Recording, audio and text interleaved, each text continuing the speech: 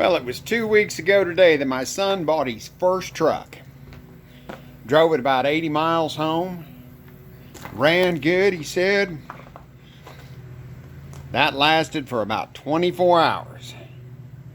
He said that was on a Thursday we picked this thing up. I took off early Friday to go get his tags and license, everything for him, get him ready. And that Friday night, we're messing with it a little bit. It had a belt squeak. So we got a new belt for it. Belt fixes the squeak, no problem. But now when you rev it up, the belt tries to jump off the track. So, crawled underneath, took the skid plate loose, had him rev it up so I could watch the crank pulling. Thing is moving in and out of the engine about a ½ inch. So it's like, well son, no cruising tonight. We're gonna have to pull the motor. 2 weeks later, we got her about to go back in. We're down to just cleaning the intake manifold, put it back on, balancer pulley, a couple other things, and then we can stick it back in there.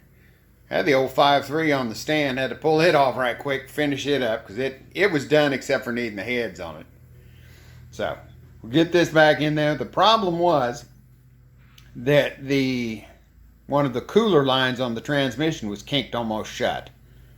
And that makes that transmission act like makes the torque converter act like a servo. So it was pushing on the back of the engine and just completely chewed up the thrust surface on the crank and chewed up the bearing. So had to get a new crank.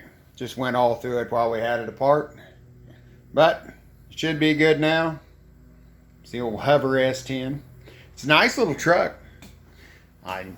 He was upset because he bought it and we were going to have to work on it. I told him, now if he hadn't bought it, I probably would have.